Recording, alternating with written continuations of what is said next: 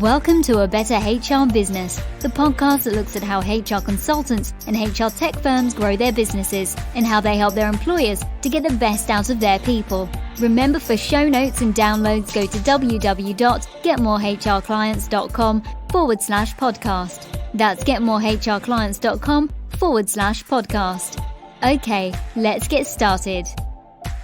Hello, welcome back. Nice to have you along, and thanks for joining me. I'm really looking forward to today's conversation with Ralf Specht. Ralf is a fascinating guy. He's a business leader, a speaker, and creator of the Soul system, which is a framework that aligns value-creating employee action with broader corporate strategy through shared understanding and a shared purpose.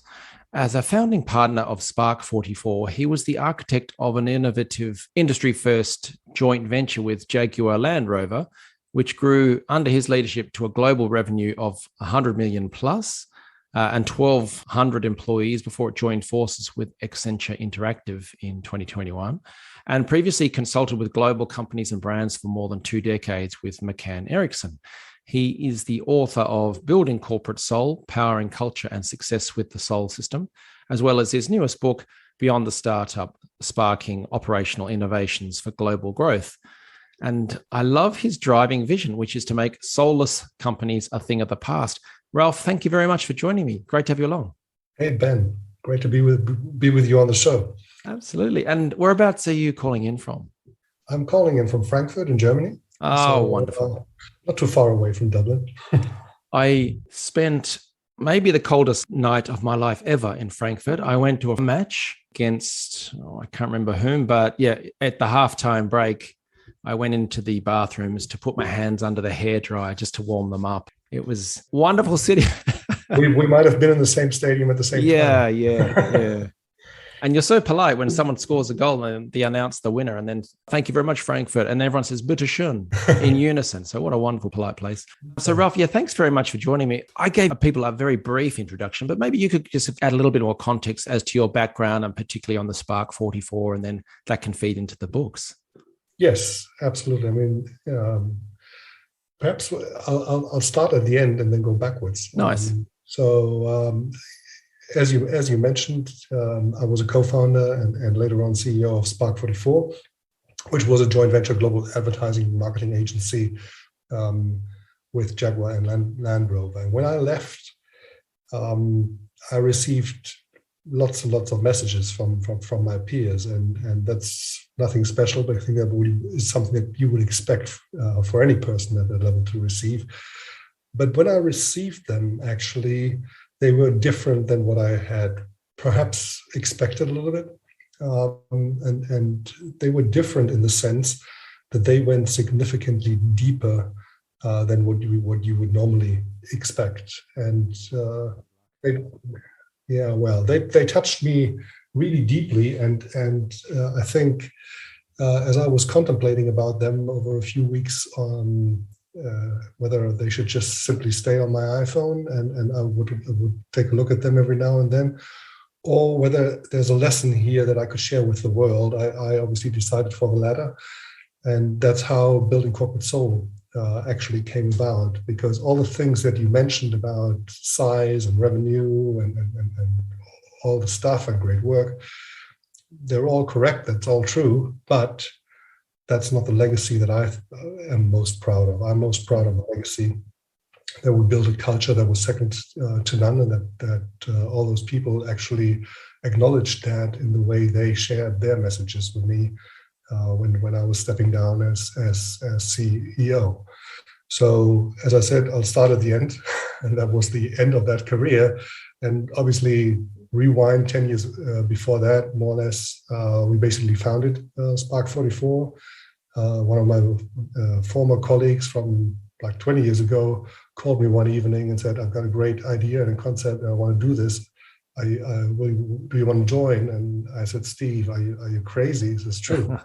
And he wasn't crazy, although sometimes he was a bit crazy, which I think was great for the two of us to be a great pair, actually. But it was true, and we built this thing from scratch, and that obviously allows you to do things differently. And so with my 22 years with McCann, and for all my other four founding partners at the time, and their backgrounds, we looked each other in the eyes and said, well, what kind of culture do we want to build? And in order to answer that question, we flipped the question and said, which culture or which behaviors do we not want to see in our place?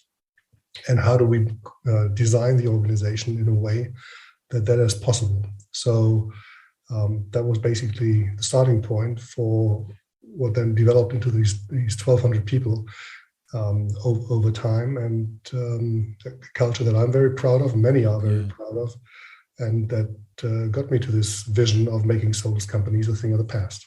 Nice. Well, I think that's a pretty good sign. I mean, we've already had a sense that you're a nice guy anyway. But when people come up to you decades later and say, "I still like you, and let's do something together," that's a nice sign. And the fact that your comment about people giving you feedback that went deeper than the goodbye, good luck, is a very thoughtful and a good sign anyway. What were some of the things that in the culture of an organization that you wanted to avoid? I'm guessing things like fear and holding back. Is that right? Or? Yeah, I think, I mean, in my business life, I haven't come across anyone who ever started a conversation and by saying, it's no problem that we're dishonest here. So everybody thinks they're starting from an honest place and they want to build an honest organization.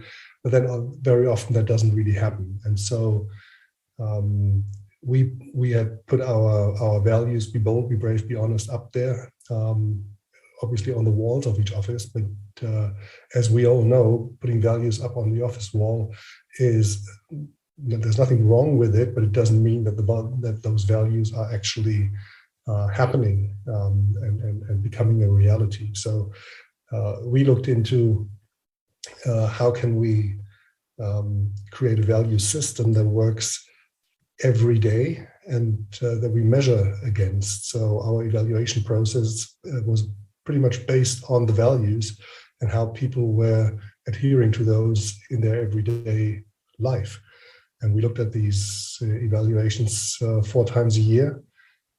So you had a pretty good track record whether people and also the leaders, because it worked both ways under the same criteria, behaved, delivered, acted, and did the right thing or not. And because we'd done it every quarter, there was a great opportunity to course correct if necessary. And basically recognize issues pretty much at the root rather than fixing something like 6 months after it happened. Yeah, that makes sense. So the book's called Building Corporate Soul, Powering Culture and Success with the Soul System. So what exactly is the Soul System? Well, the Soul System is a framework that basically looks at 3 levels in terms of the organizational design. So the 3 levels are the shared purpose, the shared understanding, and the shared behavior. So they all have one thing in common, the word shared, which to me is one of the biggest lessons I've learned during my career, that there might be tons of organizations with a great purpose, with a great vision, and so on and so forth. But if you ask people inside an organization, they often don't know. So there's 2 reasons for that. First, the purpose isn't shared by the leadership team and it isn't shared with all employees. So that's why, to me, shared purpose is at the heart of it. Shared understanding looks at the usual suspects, as I would call them, vision, mission, values. But my framework adds a 4th one, which I think is ultimately critical because it's about the intended culture, and I call that spirit. So shared understanding for me has got 4 components: the vision, the mission, the values, and the spirit.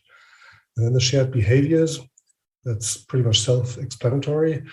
And the book, the framework, looks at 8 key elements, from compensation to recruiting to promoting internally to finding the right partnerships as a business, how to deal with customers, and make sure you have as a great followership as possible, and many more.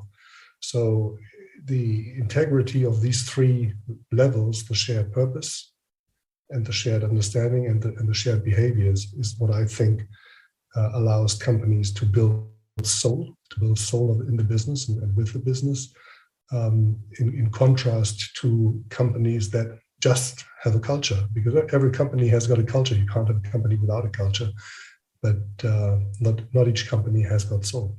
Yeah, I love that. There's a few different things in there. That the shared element, what sparked that the thought in my mind was, I've seen numerous times CEOs or divisional leaders or whatever going away on a business course or a retreat or something like that, and coming back inspired and having a new direction for the business and so on. And this is the way the things are going to be. But there's none of that shared element that you described in there, which is, they're going to drag people along, which is what leadership can possibly be about, but it's sometimes not as effective. The question I had when you mentioned a very important but additional element was that spirit component. How do you explain? I'm a terrible cynic. How do you explain that to the CFO type person? Well, I explain that to the CFO type person. Let's have a joint look at the numbers. That's where I would start. And there's numerous studies, and the book's full of research and studies and surveys and things like that. And there's one, for instance, from the Gallup Institute that looks at the impact of a shared purpose on productivity, on profits, on revenues, and on customer loyalty. And for all these four dimensions, they are in the black zone, so they're all plus, and the plus depends between 18% plus and 21% plus, and that's a language each CFO and also each CEO understands. And there's another study which I like a lot, which is from the O.C. Tanner Institute in the US, which is about global cultures, and they've got a global culture index, which is interesting because it looks at the variances between corporate cultures across geographies, because obviously we all know that culture in China and India and the US, in Australia, in Ireland, and in Italy and in Brazil are vastly different. And that index recognizes that, but it also looks into the global impact of what O.C. Tanner calls a thriving culture, which is a synonym for a company with soul. And a thriving culture, from their perspective, leads to employees that are 13 times more happy than their colleagues, leads to companies having a double likelihood of increased revenues. Companies or employees in those companies run a third of the risk of an average company to feel burned out, and the companies themselves only have a 1/3 risk of massive or mass layoffs. So that's a language every CFO understands. Absolutely. Yeah, that makes sense. And something else you mentioned about the value, the mission, vision, values of companies around the world, are constantly reevaluating them and communicating them and possibly getting buy-in at different stages. But I've always sort of toyed with the idea that it would be fun to go into organizations and actually survey people blind, not tell them, have no posters and town hall meetings about these are our corporate vision, mission, vision, and values, but actually survey people and say, well, what do you think they are? And then see how they align up with the ones that were intended in the boardroom. Yeah, I think that's a great idea, because I mean, you know what the result will be. There aren't that many companies where if you ask the guy at reception or the gate or the janitor why they are here. Right? Yeah. And actually, when you start thinking about it, you only get there when you ask the right questions. So when you talk about, or when I talk about shared purpose, shared understanding, and shared behavior, you could also translate these three terms into three words. Shared purpose equals the being of the company. Shared understanding is about the believing, and shared behavior is about the belonging. And if you look into being, believing, belonging, you can ask on the being, why am I here? And for a leader, why are we here? Right? So you got to look at it from both the individual as well as the collective sense. And if you talk about the believing, same thing. What do we believe in, and how do we shape belief in others? And if we shape belief in others, the janitor will know why they are here and why the company is doing what it's doing. And on belonging, what does it feel like to belong here, and how do we create belonging for others? So 6 simple questions, but if you're able to reflect and answer them, you've already made a long way. I love it. And of course, he triggered another memory of is it the janitor who was working when JFK went walking through when NASA? Yeah. And I think that's a great example. If a janitor says, "Well, I'm here to make to get our man on the moon," then he fully understood what his role was, and is a very similar. I love the janitor example because on my multiple flights to the UK when I was running Spark 44, I once came across another janitor example as I was reading the newspaper on the plane, which was like an FT, German FT newspaper, Handelsblatt. There was a journalist who was writing a report about Porsche. And he attended a press conference where I don't know what they talked about because I didn't remember that, but what I still remember was the side comment that he put next to his article, which said, okay, so here we were, the journalists standing at this bar table, like a high table, and the table wasn't standing flat, it was shaking a bit. And I think you will find companies where nobody worries and nothing happens, nobody comes by. You'll find companies where somebody comes by and puts a bit of paper under one of the legs to make sure it stands still. But that didn't happen there. What happened was the janitor came along and drilled one of the legs into the floor, and all the journalists looked at him and said, "What is this?" And he responded, "Here at Porsche, we do things 100%, or we don't do them at all." I love it. And so, I mean, you either get it, and you only get it when it's shared and when people have a chance to relate it to their everyday work and the things that they do. And if you're able to do that, it goes a long, long way. But there's so much that goes into that little story, though, as in that the janitor comes along, drills the table down, fine, says this inspirational thing. But there's a culture that sits behind that, not just we do everything 100% or we don't do it, but when he's done it, he's been praised or supported, he's been communicated with, perhaps he's trained others in it, has been, there's the whole ecosystem. Yeah, he probably acts as a role model for many, many people that actually do completely different jobs, but he basically shares an attitude of how to do things here, and that's what the shared behaviors are all about. I love it.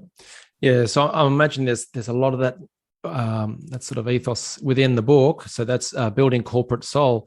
Can I turn then to the other book, which is just as interesting? So Beyond the Startup, Sparking Operational Innovations for Global Growth. Can you share what inspired you to write the book? Are you a glutton for punishment, for one thing? And what's in there? No, I think if you look at both books, the way I would connect them, Building Corporate Soul is basically describing the philosophy, and Beyond the Startup describes the application in its finite detail, right? So I already mentioned that we were sitting in this room back in whenever that was 2011, and thinking about the culture we wanted to have and how to build the organization for it to reflect that. But still, then it's still a few flip charts and a few notes and perhaps even a PowerPoint. But that doesn't get you there, right? I mean, that's the starting point, and then you have to act on it. And that's a tough one, right? I mean, everyone in HR knows that, and somebody said it to me all those years ago, said, you can see whether a company really thinks culture is important when it costs money, because there are these situations where that have a money impact when you have to make a choice, and that's such an important thing to reflect on, and always remind ourselves that if we can relate things back to the purpose of the company, then I think we have a great opportunity to leave a mark and leave an impact. I mean, I'm talking about another startup that I think is on everybody's mind still, because it hit the news last November big time, which is better.com. Everybody knows better.com because they fired 900 people, 25% of their workforce via Zoom, right? Nasty, yeah. And so lots of people never knew about better.com until that happened. There's another company which is featured in the Soul book, which actually also laid off 25% of the workforce. And it wasn't just 900, it was 1,600 people. Wow. But nobody heard about it. Yeah.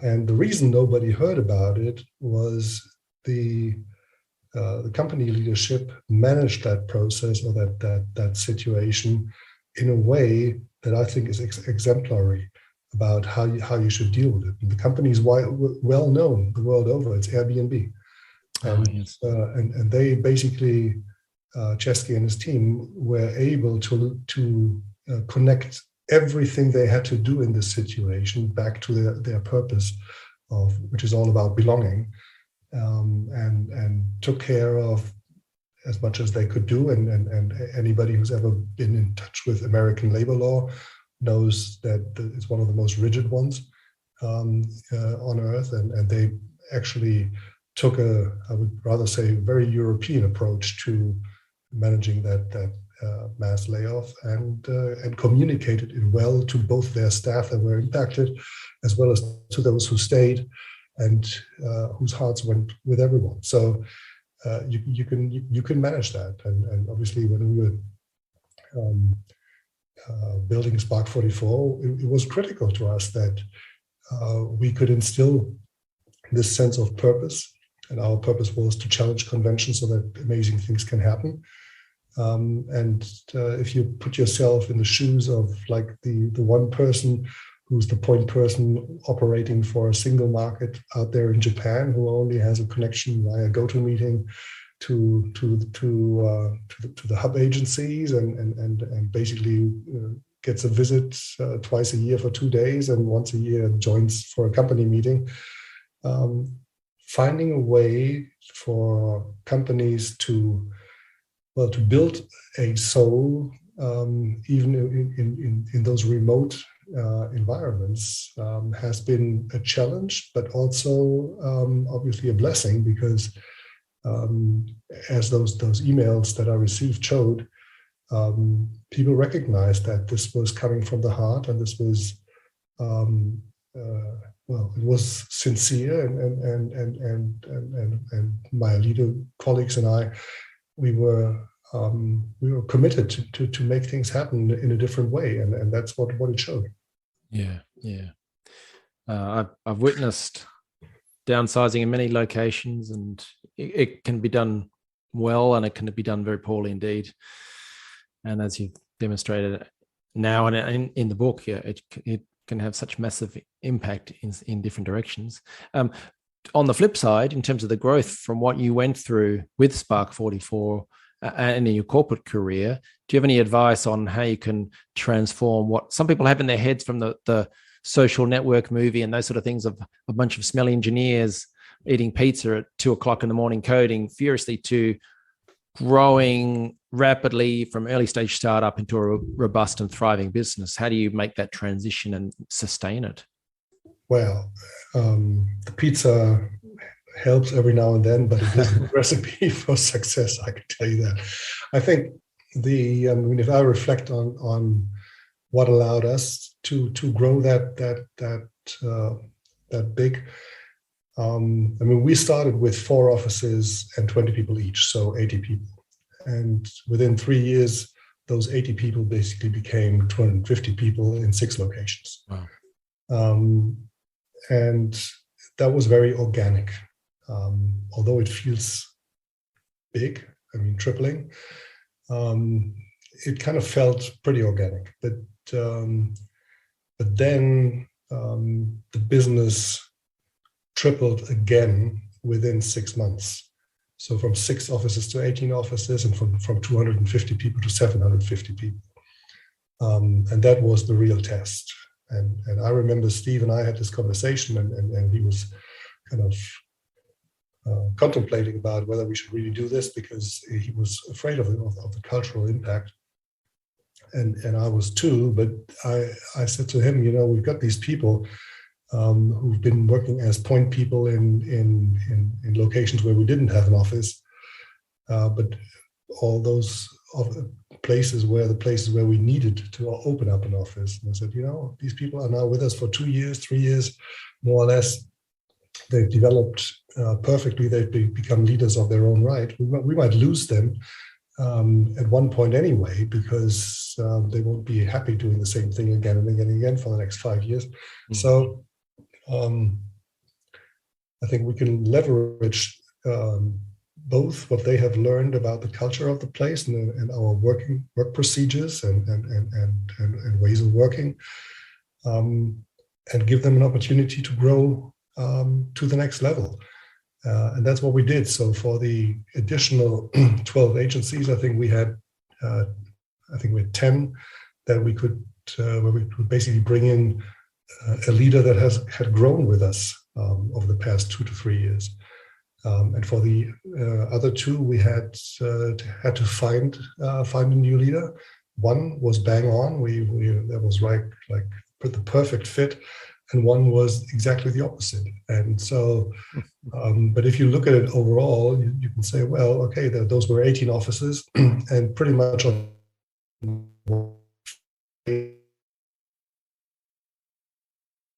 fit in the leadership, and that's kind of a wonderful place to be. And all these guys grew further, and that's kind of what the messages that I received for building corporate soul actually reflected. I mean, one of the guys that we sent, he said or wrote to me about the conversation we had about sending him to this place. He said, I saw the light of opportunity in your eyes, because that's what you do. You understand people and you develop them. You trusted me and you sent me to this place as the representative for Spark 44. And that's kind of what you do when I think you fulfill one of your key responsibilities as a leader, recognizing people with their abilities, the ones that they think of themselves and the other ones that they are aware of that they have them, and take them to the level. And many people wrote to me saying, we've accomplished things that we never thought capable of. And I thought this was both a great thank you to me, but also thank you to themselves, because they did it themselves. Me and my colleagues only created the platform and the environment where they could do it, but actually they were capable of doing it themselves. And it's great to see, and it's great to see them growing further. Absolutely. I remember what happens in a downturn for a business is often they'll slash the budget, and they'll stop training, or they'll stop. You can't use recruitment agencies or whatever it may be. And I remember this happening in a large international company. It was all sorts of things were cut, including you cannot use recruitment firms.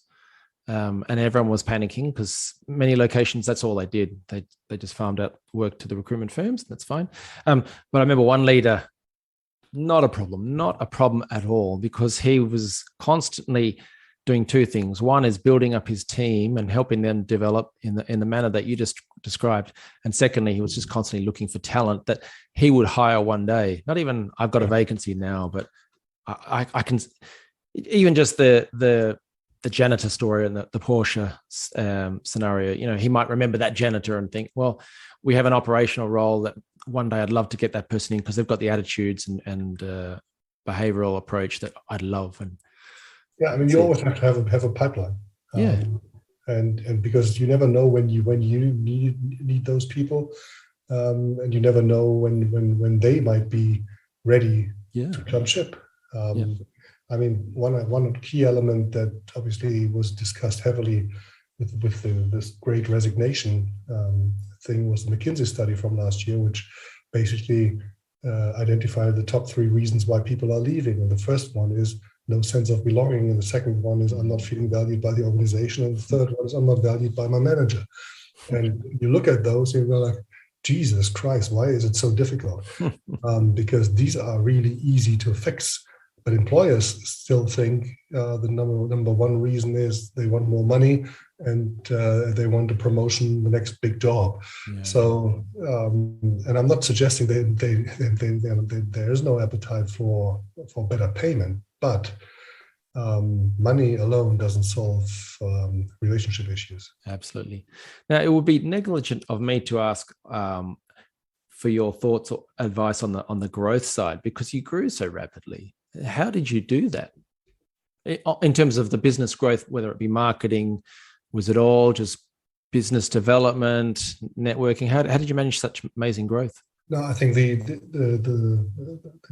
story behind that that massive growth is very simple. Obviously we had a joint venture partner, and that was Jaguar Land Rover. So we created the agency from scratch, and the first client was Jaguar, right? And so the idea had always been to open the business up for other clients. But we also said, let's build it first and let's make sure it works before going after other clients. And so after 2-3 years, we felt like this is now in a very good shape where we can take on other clients. There were some that signaled interest. And our Jaguar Land Rover colleagues at the time said, that's a great idea, but before you go outside, let's take on the Land Rover brand. The Land Rover brand at the time was like 3 times bigger. And so we had to build upon that. And so that was phase 2 of the growth. And then phase 3 of the growth was clients outside Jaguar and Land Rover. That worked pretty well in the time when I was running the show. Brilliant. So across the 2 books and the work you've done and continue to do, perhaps I could ask for your thoughts on where do you see the world of work changing, whether it be HR or the world of work changing, and then what advice do you have for listeners to better either grow their business or produce a more successful, purpose-driven organization? Well, I think in terms of HR, I think the biggest change is just coming. It's just on the doorstep, and it's very simple. Friend of mine who's running a consultancy business is shared with me one observation that he had, because he's got one pattern or one habit. Whenever he starts a project, he talks to the CEO. He asks one question, which is, please, what's your favorite department in your company? And then the CEO responds, and he gets various responses. But he said to me, and he's been doing this for 15 years or so, he said he had not had one conversation with a CEO where the CEO said HR. Ooh. And that tells a story, I think, in itself. And so the change that's up on the doorstep is happening in the US with the SEC, who is right in the summer putting the final marks on what they call a human capital disclosure policy, which means every listed company has to disclose information on their human capital. And that is far, far, far more than how many staff do we have, how many male, how many female, how many full-time, how many part-time, how many whatever. That really goes into the depth. And I can't imagine any listed company moving forward when they have shareholder meetings that this is just going to be the CEO and the CFO. This has to be the CHRO as well. And so that will bring a big, big, big change. So your initial question in the beginning of our conversation about how do you convince the CFO will get a completely different twist, because the CFO will require the CHRO to help him find the answers or the key points for those sessions. And as these shareholder meetings happen quarterly and the big ones annually, it'll be a continuous conversation. So things will change. And for HR directors or CHROs, they will have to find a way to communicate with their CEO and CFO in a different way. And I think that'll be a profound change that will impact all businesses in the coming years, big time. I think that's fascinating. And you're completely right. And I can see there being a difference in performance with people. Some will go forth to the CFO, the CEO, the board with numbers that are inappropriate. Perhaps they're talking about days to hire in the vacant roles or number of training days delivered. And the CEO will be sitting there going, well, that's not going to help me with the SEC. No. They don't care about that. It's the bigger picture and the risks. It's an investment report, really. Yeah. So exactly. Wow. Yeah, that's an excellent point. So what does the future hold for you, and where can people learn more about you? Well, so there's my website, which is buildingcorporatesoul.com. You can sign up for a newsletter there, connect with me on LinkedIn. There's a section on the website which is called the Soul Experience, and that is all about seminars and coachings that people can book onto. And there's a great team that supports me on my vision of making soulless companies a thing of the past, with consultants based in the UK and in Germany to help companies, I think, work against my purpose, which is to transform the value, performance, and impact of organizations. Well, that's great. So yeah, folks, check out the show notes for the website, buildingcorporatesoul.com. Yeah, and Ralf, if I'm in Frankfurt again, perhaps we can go to a football match. Absolutely. Let's do that. Thanks very much for your time today. Ben, my pleasure. Thank you very much. Thanks for joining us today on A Better HR Business, the podcast that explores the world of HR consulting and HR tech businesses. For show notes and downloads, go to www.getmorehrclients.com/podcast. That's getmorehrclients.com/podcast. Remember to subscribe and share the show with any friends who are busy growing a HR business. Thanks, and see you next time.